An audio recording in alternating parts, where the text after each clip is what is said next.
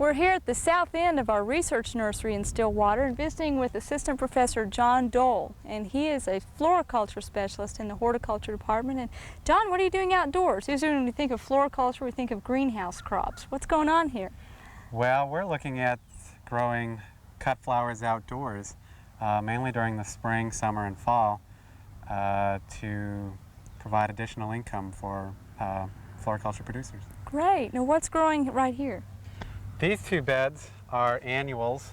We have a variety of species here, and some of them are intended for fresh cut use, such as the celosia or the cosmos here.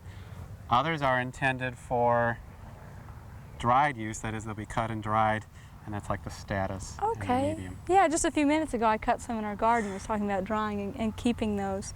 When you're doing research on how well they do, obviously you're trying to figure out the best way to grow them, but tell me about what you do once you cut them. Do you test them for keeping quality?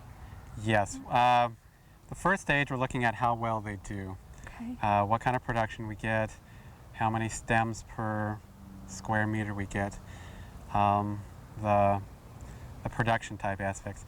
Then we'll take a look at what we can do to make sure they last a long time, the post-harvest qualities, yeah. For instance, with celosia, once that is cut and used indoors, how long does it keep just at room temperature? Generally a week, at least a week, sometimes 2.5 weeks, depending on how well they're taken care of. I see. If people replace the water and give them a little bit of preservative, they can last quite a long time. That's great. So right for this summer, you have celosia and cosmos and status. Anything else here that might be new to gardeners? The amoebium has been around a while, but not many people grow it. It's not very dramatic, but it's nice in with other flowers in an arrangement as a dried. It's a nice filler flower. Yeah, it's pretty, and it feels like a straw flower. And is it related to them? Yes, it is. Okay. It has a similar shape and color. I see. Now, what's this small one over here? This is Cabosia. It's not so much grown for the flower as it is grown for the seed pod, which you have in your hand there. The seeds form kind of a ping pong ball shaped flower with a little star shape in the middle of each seed. And the seed pod is dried and used in arrangements. I see. So it'd be, again, used to fill in.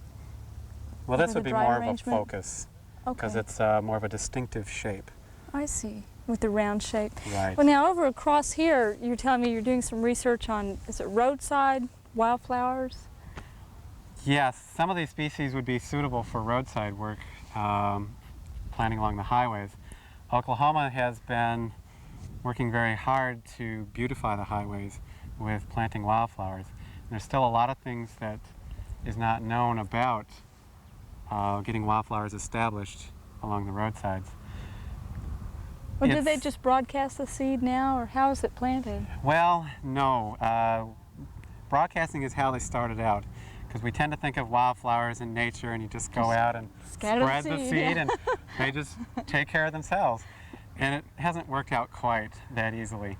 So what they're using now are seeders that actually plant the seed in fields that already have other plants growing in them. That makes sure the seed is in the ground and it gets the moisture it needs. And exactly, right. Okay. Well, I know in northern states they talk about sowing wildflower seed over the snow and letting it melt into the soil, but we don't have that advantage here. So. Well, I don't know if that's very successful either. It's kind of a nice image, but I don't think it works out Probably very well. not. Okay, well, now this purple flower is Lysianthus. I recognize that, but I'm surprised to see it considered as a wildflower. Is that one that could be established along highways? Yes, it could. Yes, it could. Pretty. It's a little slower establishing. We're looking at it in this case for cut flowers, I see. for outdoor cut flower production, but it would also work along roadsides. Okay, now what is the red flower we're looking at over here? That's standing cypress. That flower is not native to Oklahoma, but native to Texas, which is just south of us. Again, we're looking at that particular one for cut flower production, but it can make quite an impact along roadsides. Okay, well, now I understand that, of course, golf is really on the upswing so far as popularity goes, and a lot of golf courses are looking for ways to reduce maintenance from mowing. Are they interested in wildflowers? Sure are, yes.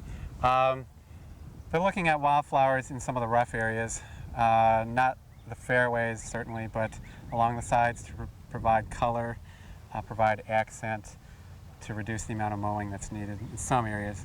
They'll still do a lot of mowing, but they can replace some of it with wildflowers. I see. Well, great. It sounds like your twofold research here is working out well. We'll be looking forward to more information on growing cut flowers outdoors as a money-making crop, and hopefully you'll be seeing more color along Oklahoma's roadsides in years to come as we find better ways to grow wildflowers here. Thanks, John. Thank you. We hope you've enjoyed this classic from the Oklahoma Gardening Vault.